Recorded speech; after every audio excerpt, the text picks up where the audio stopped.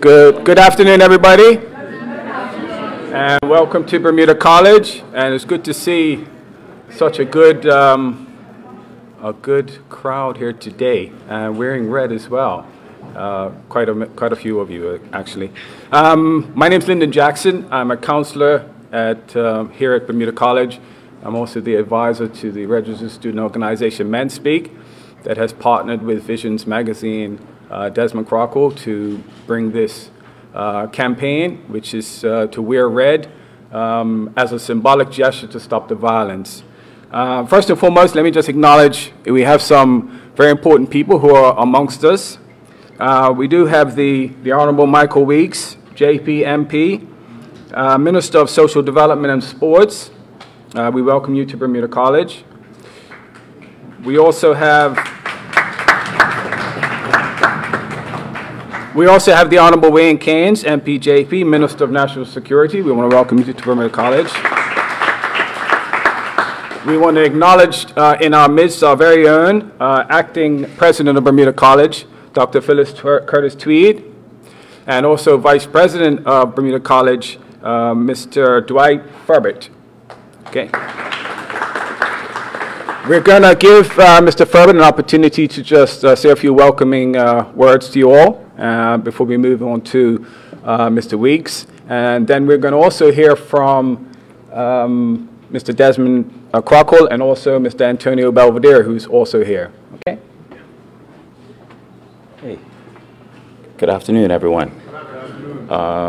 Mr. Jackson stole a little bit of my thunder, but I'm still going to go with the formal welcome because there are some other people I want to include. So I'll start again. Mr. Weeks, Minister Keynes, faculty, students, invited guests, Mr. Belvedere, Mr. Crockwell, formally welcome you to Bermuda College's, and more importantly, Men Speaks anti-violence event. I was thinking to myself, what would I say that would add a bit of value to this occasion? It's a very popular African proverb that states, if you want to go fast, go alone. If you want to go far, go together.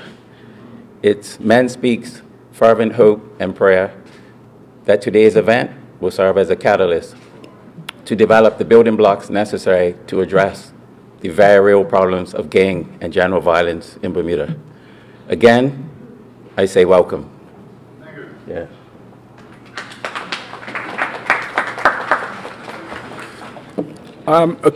Men Speak, just to put it in the picture, Men Speak is a student organization on campus. It's designed to provide leadership opportunities for male students. Having said that, the opportunities that we create, which could be in the form of events, partnering with initiatives like Mr. Crockwell's and Mr. Belvedere's, give you guys an opportunity to develop your leadership skills. And as much as it connects in with just males, what we do connects with all students. So as you see, we have a lot of students here, both male and female. So what we do as an organization connects with everybody here. So we just really invite you and encourage you to seek out and find out more about us, Men Speak as an organization, and how you might be able to get involved and make an impact, because there are some important issues that particularly we as males need to really speak to, and this is definitely one of them. I have the opportunity right now to introduce the minister. Minister Weeks served for many years in the field of accounting with a focus on trust accounts, and has worked for companies both locally and overseas. He has served for some 20 years as a residential treatment officer, stroke supervisor within the then Department of Social Services. He has served on a number of government boards, including Housing, Planning, and the Pembroke Parish Council. He also volunteered with many organizations, such as chairman of the board of CARE, which is the CARE Learning Center, vice president of Western Star Sports Club, and the Berkeley Educational Society's Management Committee. Mr. Weeks is also known as a grassroots community activist. So we welcome him to Bermuda College and welcome him to the podium.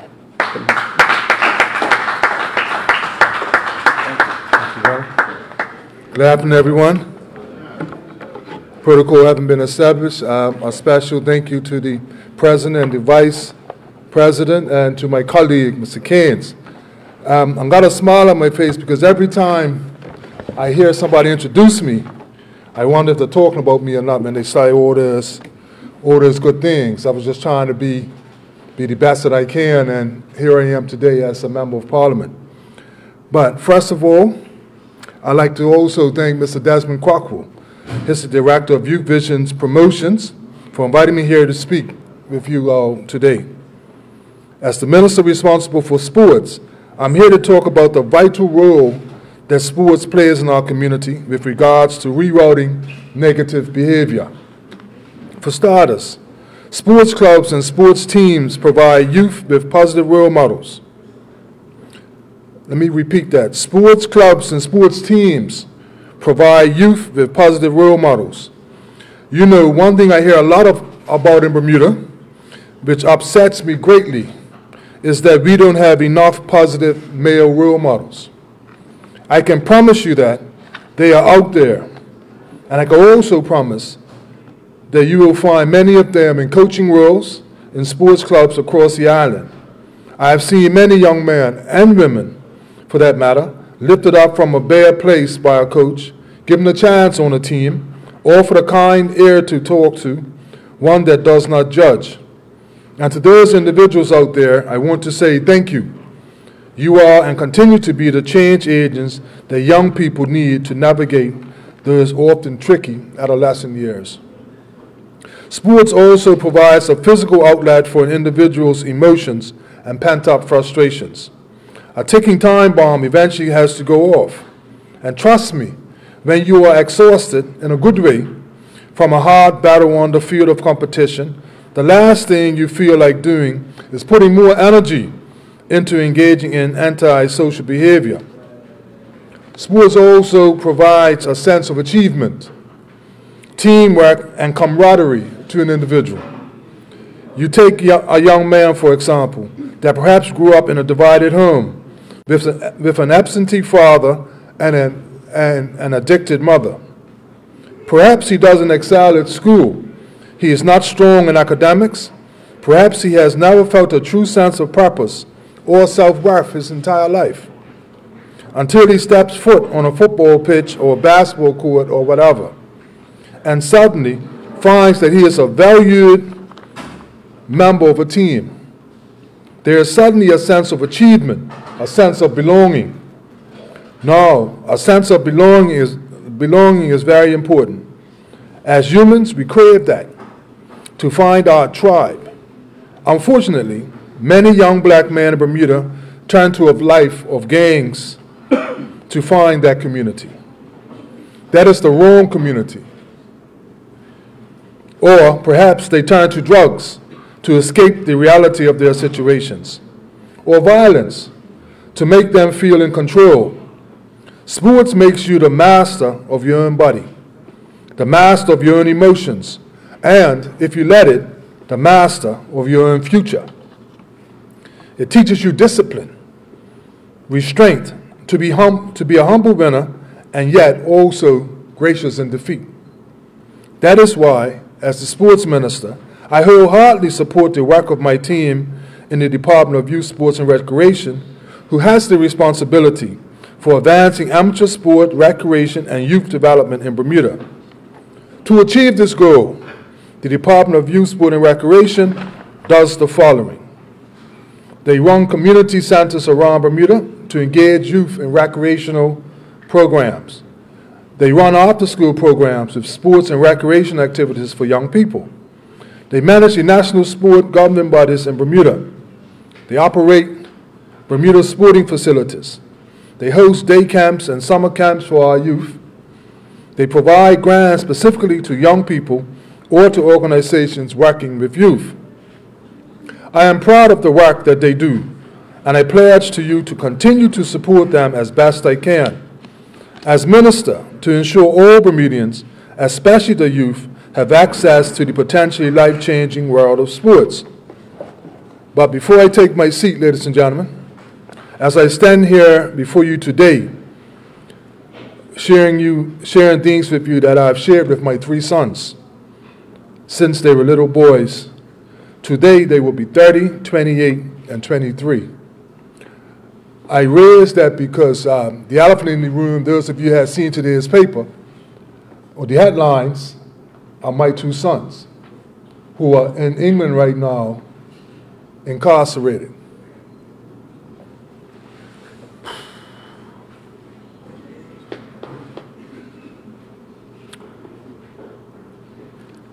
Give me a second. Now it's nitty-gritty.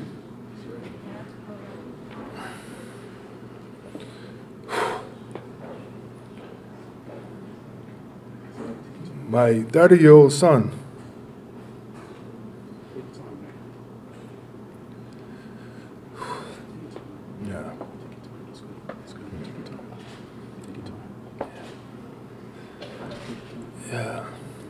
Thank you, bro.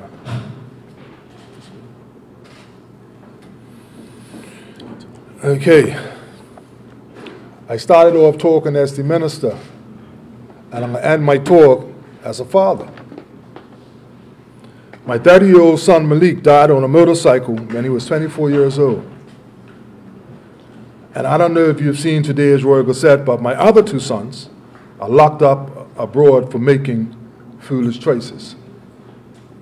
2 intelligent, articulate, and talented black males. They had the opportunity to spend 4 years in university, but instead, because of their bad choices, they are spending 4 years in prison, behind prison bars and shackles. Life is no joke, ladies and gentlemen, youngsters. You get out of it what you put into it.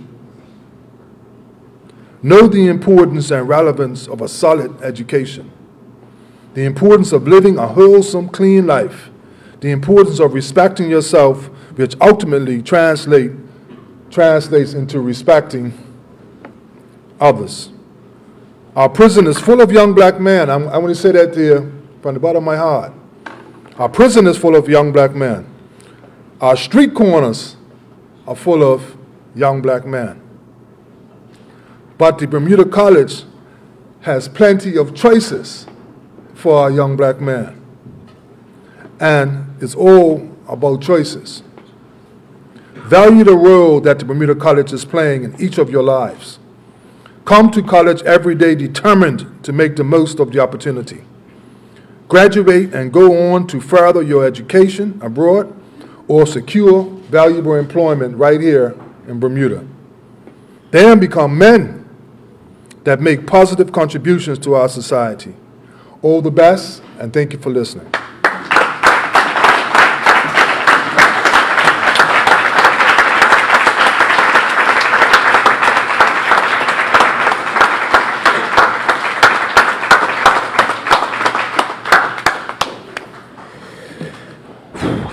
Thank you so much, Minister Weeks.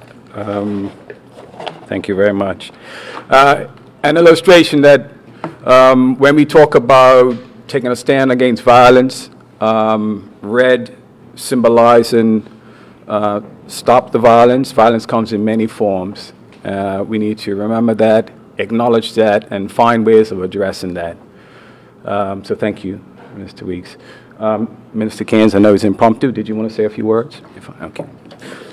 We're going to, actually, I'm going to invite up in a second Men Speak member Elijah Lowe, who is going to introduce our next person to speak, who is Desmond Crockwell.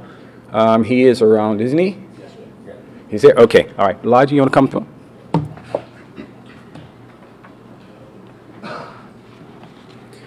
Good afternoon, folks. My name is Elijah Juan Lowe. I'm a member of Men Speak student organization here at Bermuda College. I'm also in the Associates of Arts and Science program, and that is going well for me. I want to welcome to the stage Mr. Desmond Crockwell to say a few words. By way of background, Mr. Desmond Crockwell is an alumni of Bermuda College. He took classes here and was involved in student activities whilst he was here as well. Mr. Crockwell has a long track record of community work. He is a former Boys Club coordinator at Hamilton Community Center, a former Boys Club coordinator at St. George's Community Center, a former house parent at Sunshine League, a former youth director at Baylor's Bay Cricket Club, and he was Bermuda's delegate at the Commonwealth Youth Forum in Uganda, Africa. Currently, he is director at Youth Vision Promotions. He is also chief editor at Visions magazine. Welcome, Mr. Oh, and perhaps most importantly, he is a proud father of an 11-year-old son, Desmond Jr. Welcome, Mr. Crockwell.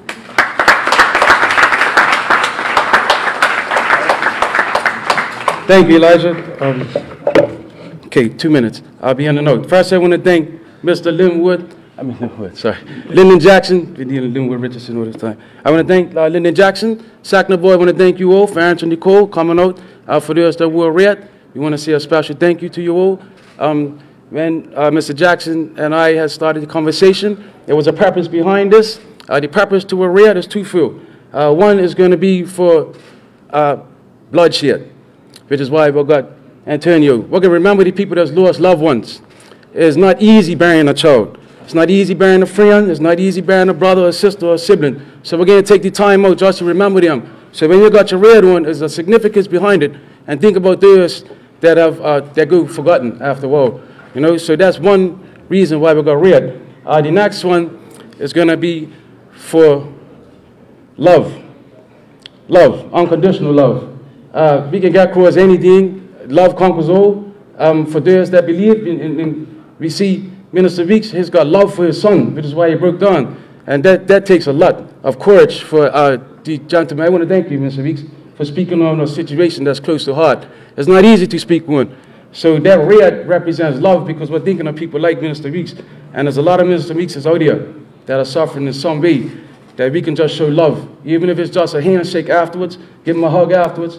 You saw Minister Keynes embrace him. That's a form of love. And that's something that we need to be doing on a regular basis, regardless of whatever, race, creed, color, whatever. And the last one is definitely going to be, as Mr. Jackson said, stop. A lot of you guys went to school with some of these guys that's doing this ignorance, right? You know some of these young men that's doing this ignorance, and they look up to you guys because you're getting yourself straight. You're getting an education, and they look to that. We all respect people that's trying to get better in life, and those that are trying to do better. Believe you me, they look up to some of you guys that's in here trying to get an education. So that color that you're wearing stands out, and so you stand out. And we want to encourage you, as I think Mr. Jackson or Mr. Weeks was actually encouraging you, stay in school, stick at it. It gets hard. You know, some of us got children, stick at it. You got support here, stick at it. Use that red to let you know that you stand out and that we're going to all come together and stop if we can, because many hands make light work. And so together we can do this. So I just want to encourage everybody to recognize the red, understand there's a significance behind this, and we're not going to stop. So congratulations for those coming out here, sticking at it. You lot in school, don't give up. Don't give up.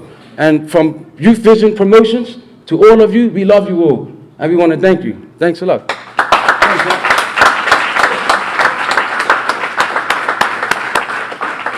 Thank you.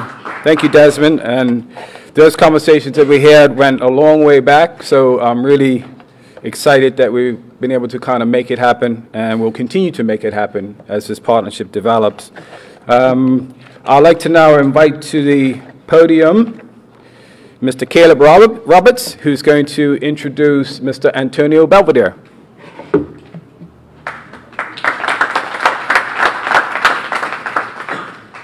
Good afternoon, all. Before I introduce Mr. Belvedere, I'd like to introduce myself. My name is Caleb Roberts, and I am a new member of Men Speak as well as Visions magazine. For the past few years, I've been in England in school, and I've taken up a particular interest in gang violence and showing that in my artwork. Gang violence has always played a part in my life growing up in Sands and seeing boys on my football team leave football and then just live their life on the streets, drop out of school, getting in fights, and that's not really the life that they're supposed to be living, and anyone wants to see anyone living. When I was in England, there was a boy on my football team, very promising young talent, 15 years old, and One night, he was stabbed to death before training, which was unfortunate for everyone to see this young, promising talent who could have really been something, make the wrong choices and be with the wrong people, and he lost his life to that. Now to Mr. Belvedere. Antonio Belvedere is an alumni of Bermuda College. He was a part of class 2012, and he graduated with a diploma in culinary arts. Shortly after graduation, he was made executive chef at Bermuda Bistro at the beach, and by doing so, became the youngest Bermudian executive chef on the island. He has been involved in the community since 2007 as a chairman of the board for YouthNet Mentors and is a certified peace builder. He has been a member of the 2010 group Stand Up Bermuda and has been a part of peace marches. Antonio started his own movement called Breaking the Silence, which was formed to give comfort and peace to the families of loved ones and of those who have lost their lives in the streets. Welcome Mr. Belvedere to the podium, who'd like to say a few words.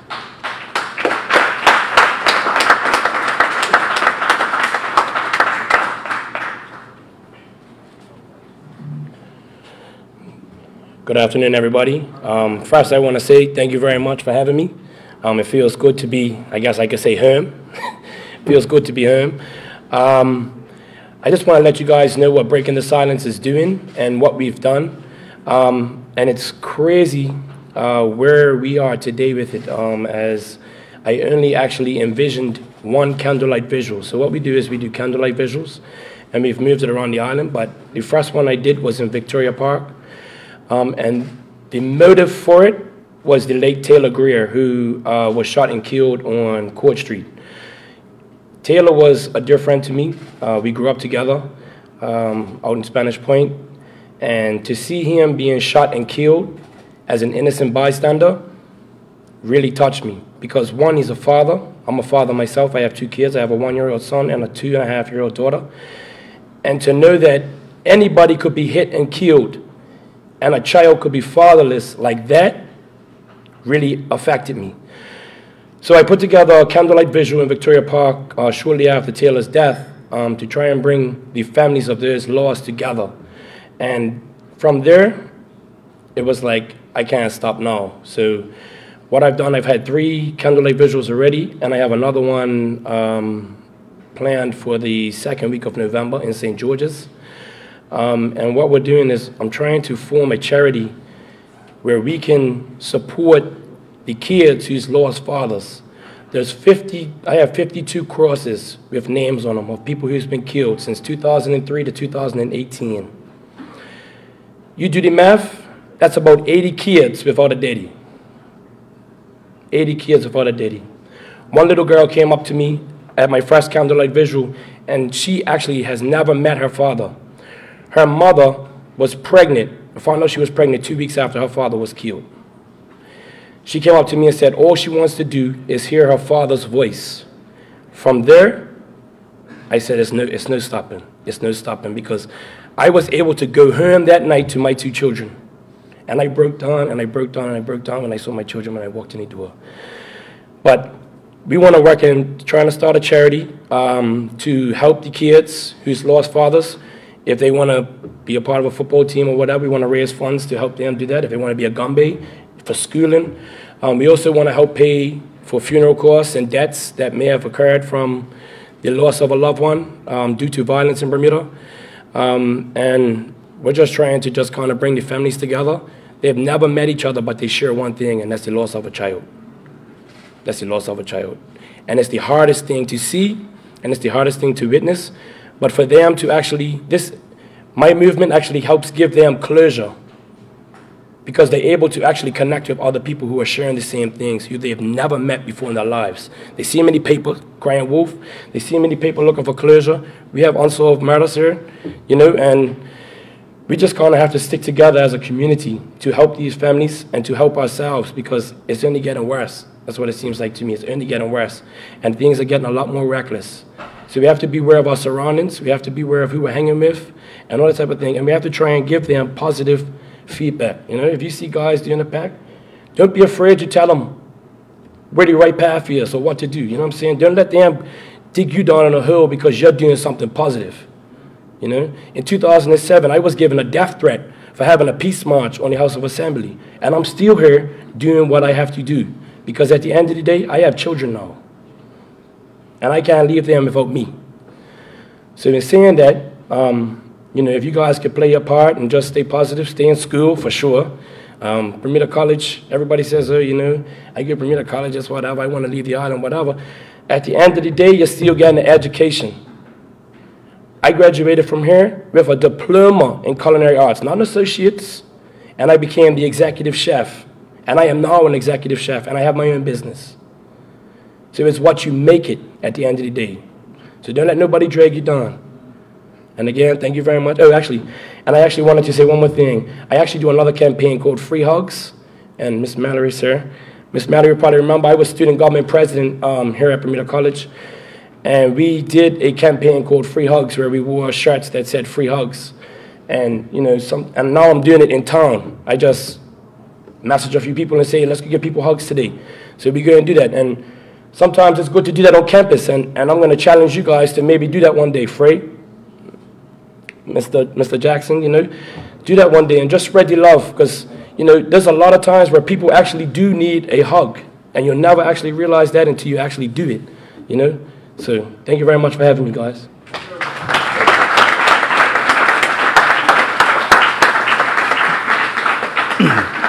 Thank you very much, Antonio, and we do remember Antonio as a very active member, president of Student Government Council, and we do encourage you to get involved in not just Student Government Council, which is your council, but all the clubs and organizations that are active here on campus. At this stage, we just wanted to kind of wrap things up, and we wanted to end it with just a minute of silence for you to reflect on whatever's important for you. Maybe think about loved ones that have passed. Perhaps think about how you might be able to contribute in a positive way to what's happening in our community. But we wanted to do just a minute of silence to kind of reflect. Okay? So we start that now.